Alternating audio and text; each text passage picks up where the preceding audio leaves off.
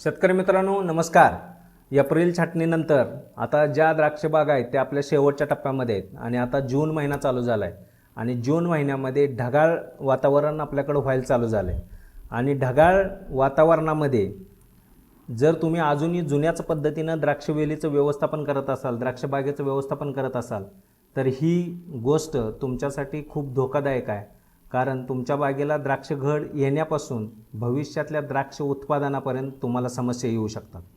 म्हणून आपण आज जो व्हिडिओ करतोय या व्हिडिओमध्ये ढगाळ वातावरणामध्ये जूनमध्ये आपण आपल्या द्राक्षवेलीची कोणत्या पद्धतीने काळजी घ्यायला पाहिजे याविषयी आज आपण बोलणार आहे। नमस्कार मित्रांनो, मी विशाल पाटील आणि तुमचं सगळ्यांचं स्वागत आहे स्वामी समर्थ कृषी उद्योग या आपल्या यूट्यूब चॅनलमध्ये। मित्रांनो, आपल्याकडे जे द्राक्ष पिकाचे जे वाण आहेत याच्यामध्ये थॉम्सन सारखा वाण आहे, सुपरसोनाक आहे, SSN आहे, अनुष्का आहे, आरके आहे। या सर्व व्हरायटीमध्ये पावसाळी वातावरणाचा खूप मोठा परिणाम गेले 3 ते 4 वर्ष या द्राक्ष वाणांच्यावर होत आहे आणि हा द्राक्ष वाणावर होणाऱ्या अतिरिक्त पावसाचा कोणत्या पद्धतीनं परिणाम होतोय हे आपण बघत आहे। आणि हे सगळं जर टाळायचं असेल तर बहुतेक शेतकऱ्यांना काय वाटतं की पावसाळी वातावरण म्हणजे फक्त रोग, तर पावसाळी वातावरण म्हणजे फक्त रोग नाही।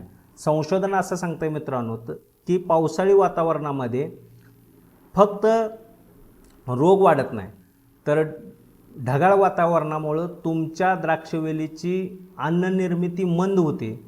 तुमच्या द्राक्षवेलीची अन्ननिर्मिती मंद झाल्यामुळं त्या द्राक्षवेलीच्या ऊर्जेवर परिणाम होतो, जी ऊर्जा तुमची द्राक्षवेल भविष्यातील काडीच्या परिपक्वतेसाठी किंवा त्या परिपक्व झालेल्या काडीमध्ये ज्या द्राक्ष घडाची निर्मिती झाली आहे ह्या द्राक्ष घडाच्या विकासासाठी वापरणार होती।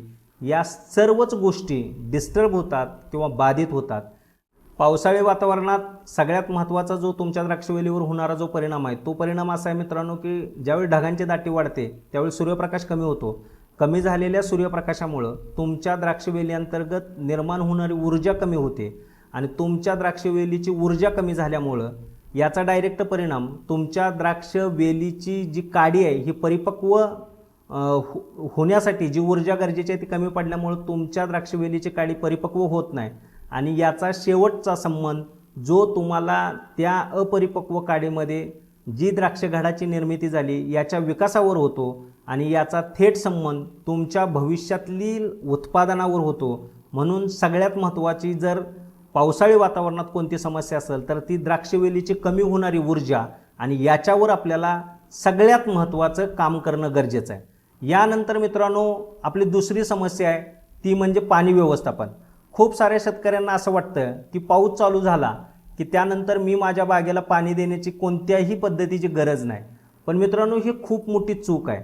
कारण पडत असलेला पाऊस जमिनीच्या वरच्या लेअरमध्ये तर ओलावा निर्माण करतो, पण हा ओलावा तुमच्या द्राक्षवेलीच्या शेवटच्या मुळीच्या टोकापर्यंत पुरेसा आहे की नाही हे तपासून बघणं, तुमच्या मातीचा प्रकार समजून घेणं आणि तुमच्या मातीचा प्रकार समजून घेऊन त्याच्या अनुषंगानं तुम्ही तुमचं पाणी व्यवस्थापन करणं हे सुद्धा तुमच्या काडीच्या परिपक्वतेसाठी आणि त्या परिपक्व झालेल्या काडीमध्ये निर्माण होणाऱ्या घडाच्या विकासासाठी खूप गरजेची गोष्ट आहे।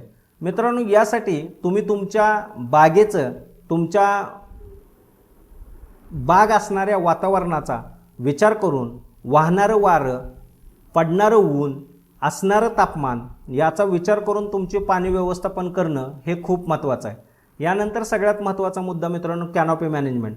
पावसाळ्यात सर्वात महत्त्वाचं जर काम कोणतं असेल तर तुमचे कॅनॉपी मॅनेजमेंट। कारण मित्रांनो एक गोष्ट समजून घ्या, कडक सूर्यप्रकाश हे जगातलं सगळ्यात महत्त्वाचं कीटकनाशक आहे, तर मोकळी आणि खेळती हवा हे जगातलं सगळ्यात चांगलं बुरशीनाशक आहे। म्हणून या काळामध्ये पाऊस चालू होण्याच्या अगोदर तुमच्याकडे जी अतिरिक्त गर्दी आहे ती कमी करा, जास्त पानं जित आहेत ती पानं कमी करा, तुमच्या प्रत्येक पानाला औषध बसेल, तुमच्या प्रत्येक पानाला सूर्यप्रकाश मिळेल अशा पद्धतीची बागेची रचना करा। मग यासाठी जसं आपण आपल्या मागच्या व्हिडिओमध्ये सांगितले की तुम्ही तुमच्या बागेची काडी ही एकसारखी बांधून घ्या, जेणेकरून प्रत्येक काडीला सूर्यप्रकाश आणि तुम्ही फवारणी घेत असलेलं औषध हे पूर्णपणे मिळेल। त्याचबरोबर प्रत्येक पानाला मोकळी हवा मिळेल, ज्याच्यामुळे तुमच्या पानावर कोणत्याही पद्धतीचा रोग वाढणार नाही। कारण रोग व्यवस्थापन ही पावसाळी वातावरणातली सगळ्यात मोठी समस्या आहे. कारण या काळामध्ये डाउनी मिल्ड्यू, अँथ्रॅकनॉज, करपा, बुरी यासारखे रोग थोड्याशा पोषक वातावरणामध्ये खूप मोठ्या प्रमाणावर वाढण्याची शक्यता आहे. आणि मग अशा कंडिशनमध्ये तुम्ही रोग दिसल्यावर त्याच्यावर उपाययोजना करण्यापेक्षा रोग येऊ नये म्हणून जर तुम्ही चांगलं काम केलं तर तुमची बाग अधिक चांगली राहील, त्याचं आरोग्य चांगलं राहील, त्याचं भविष्यातलं उत्पादन चांगलं राहील. शेवटच्या टप्प्यामध्ये ज्यावेळी तुमच्या बागा आलेल्या आहेत, ज्या बागा कवळ्या आहेत तिथं बोर्डोचा वापर करू नका. पण ज्या बागा शेवटच्या टप्प्यात आहेत, आता तुमचा पुढचा शेंडा पडलेला आहे, पानं निबार झालेले आहेत, अशा कंडिशनमध्ये तुम्ही 0.2चा बोर्डोसुद्धा घेण्यासाठी हरकत नाही. फक्त बोर्डोसाठी आपण प्रत्येक वेळी सांगतो तसं तुम्ही उलटसुलट फवारणी घेणं, 300 लिटरच्या ठिकाणी 600 लिटर पाण्याचा उपयोग करणं ही अत्यंत गरजेची गोष्ट आहे. आणि सगळ्यात महत्त्वाचं मित्रांनो, पोषण आणि व्यवस्थापन करत असताना शेवटच्या टप्प्यात ज्यावेळी आपल्याकडं पाऊस चालू होतो त्यावेळी बऱ्यापैकी आपण पाणी देण्याचं कमी करतो आणि पाणी देण्याचं कमी केल्यामुळं पर्यायाने आपली खतं पण कमी जात असतात. पण या काळामध्ये तुमच्या द्राक्षवेलीला कोणत्याही अन्नद्रव्यासाठी जर तिला त्या अन्नद्रव्याची कमतरता दाखवावी लागली तर तिला पुन्हा तिची 20% ऊर्जा खर्च करावी लागते. जी ऊर्जा तुमच्या भविष्यातल्या उत्पादनासाठी वापरली जाणार होती, हीच ऊर्जा अन्नद्रव्याची कमतरता दाखवण्यासाठी वापरली गेल्यामुळं तुमचं उत्पादन कमी होण्याची शक्यता आहे. म्हणून कोणत्याही कंडिशनमध्ये तुम्ही या काळात पोटॅश, कॅल्शियम, मॅग्नेशियम, सिलिकॉन या अन्नद्रव्याची पातळी तुमच्या वेलीअंतर्गत चांगली ठेवणं हे खूप गरजेचं आहे. कारण पोटॅश आणि सिलिकॉन हे 2 अन्न घटक तुमच्या द्राक्षवेलीची संरक्षण प्रणाली मजबूत करण्यासाठी, त्याचे पेशीभित्तिका मजबूत करण्यासाठी खूप चांगलं काम करत असतात. म्हणून कोणत्याही परिस्थितीमध्ये तुम्ही तुमच्या द्राक्ष पिकाला या काळामध्ये कोणत्याही अन्न घटकाची कमतरता भासू देऊ नका, जेणेकरून तुमचं भविष्यातील उत्पादन त्याच्यामुळं भविष्यात येणाऱ्या उत्पादनावर त्याचा परिणाम होईल. पूर्वीचं वातावरण हे पूर्णपणे वेगळं होतं आणि आत्ताचं वातावरण हे पूर्णपणे वेगळं आहे. त्याचबरोबर ह्या ऊर्जा व्यवस्थापन करताना जर तुमच्याकडनं काही चूक झाली तर मग तुम्हाला भविष्यात माल कमी निघणं, मालच न येणं किंवा पाहिजे तसा माल न येणं या गोष्टीचा धोका असू शकतो. म्हणून हे टाळण्यासाठी मित्रांनो, तुम्ही पाऊस थांबल्यानंतर कोणत्या पद्धतीनं तुमच्या बागेमध्ये लगेच तात्काळ कामं करणं गरजेचं आहे. तर सगळ्यात महत्त्वाचं, ज्यावेळी तुमच्याकडे पाऊस पडून जाईल त्यावेळी तुमच्या बागेची नियमित पाहणी करा. तुमच्या बागेमध्ये काही ठिकाणी जर पाणी साचलं असेल तर ते पाणी बाहेर काढून द्या. रोगाची प्राथमिक लक्षणं तुमच्या बागेमध्ये काय दिसत आहेत ते तपासा. कोणत्या प्रकारचा रोग आहे तो आयडेंटिफाय करा आणि आयडेंटिफाय केलेल्या रोगानुसार फवारणीचं नियोजन करा. फुटींची गर्दी कमी करा. तुमच्या बागेमध्ये हवा खेळती राहील, सूर्यप्रकाश तुमच्या प्रत्येक पानाला चांगला मिळेल अशा पद्धतीची रचना करा. जी काय तुमच्या द्राक्ष पिकामध्ये गरजेची अन्नद्रव्ये आहेत याची फवारणी पानावर किंवा मुळीच्या माध्यमातून घेऊन त्या अन्नद्रव्याची पूर्तता करा.